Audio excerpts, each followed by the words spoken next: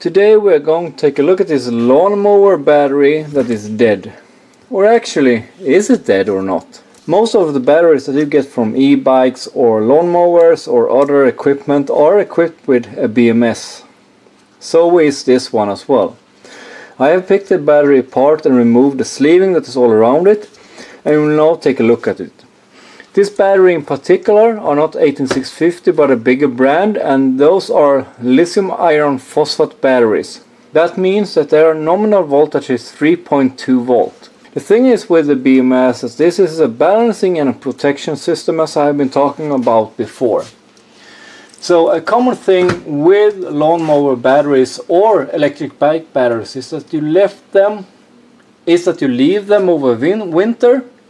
And then when you get the bike or the lawnmower out again, the battery doesn't charge or even start up your machinery. So what is it that have happened? The thing is, this BMS here will stop the output and input if a cell goes below or above a certain threshold. Below a certain threshold, this one, I think it's around 2 volt, will cut off all the charge and discharge functionality. If it goes above 3.65 or 75 volt, this one will actually stop the discharge port and start to actually discharging or balancing the pack. So let's take a look at this one. I have the multimeter here and see what voltage we get out of it. You can see it reads 10.8 volt. And that may say, yeah, but it read voltage, then it should work. That's not the case. So basically this is 1, 2, 3, 4, 5, 6, 7, 8 cell of the lithium iron phosphate. And that equals to a 24 volt system. So let's bring this over to my bench meter or my bench power supply and see what we can do about it. I have my trusty little bench power supply here. If you want to see how to build one of those, please check out the video down in the description or the video in the top here. This one I now have set to 24 volt around there and 600 milliamp. And when shorting it out, and I now take my pros and shorting it out just to see 600 milliamp. So let's connect this to the battery itself. And you can see there is no sign of it actually taking charge. And the reason for that, as I said before, is the actual BMS. So how do we get this working? First of all, let's take a look at the battery, and so let's measure the first cell. We can see that this one reads half a volt. Second one reads 1 volt. Third one reads 3 volt. That one is okay. 1.7,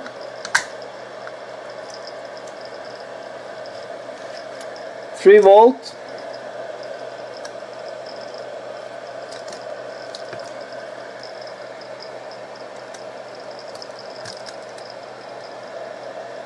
1 volt, 3 volt, and 0.7 volt. So basically the problem is that we have many of the cells way too low, and the reason for that is that this have been sitting doing nothing during a winter. Can we revive this? Most likely yes, we can. If the cells aren't damaged in another way and have self-discharge or low capacity, we can get this battery working as long as the BMS is fine. So we take our bench supply again, and we lower the voltage down to I would say 3.2 volt or 3.3 volt or somewhere around that. And I'm going to push this rather fast, so I'm letting it sit on 600 milliamp. You should slowly bring them back to life again at around 50 to 100 milliamp. That's the recommended. So now it's just a matter of actually checking which one is which here to make sure that we have, this is the positive side, no, this is the negative side up here, and we have the positive down here, so we don't short them out. And we can now see when I connect this up that this one is actually charging. So this is basically what you need to do with each of the cells, since they are so out of line. You can of course do it with connecting the whole pack in series without the BMS and charge it up like that, but then you need to make sure that they are in balance. Just so you know, I will show you that as well, and we'll measure during that. So we set this up again, 24 volt. So we basically have the negative side here, and we have the positive side on this end here, and we can see that the voltage is slowly raising. Meanwhile we do that, we take our voltmeter and cross check one of the cells. You can see that this one is already up to 1.4 volt, and we take one of the one was higher. This one is 3 volt, and I know that this will most likely be fine doing it this way. If you aren't sure, charge them up one by one. So I will let this pack sit here now and get back to you in a couple of minutes. We have now been charging this for a while, and I'm still charging full pack. So let's see the voltage of the different cells.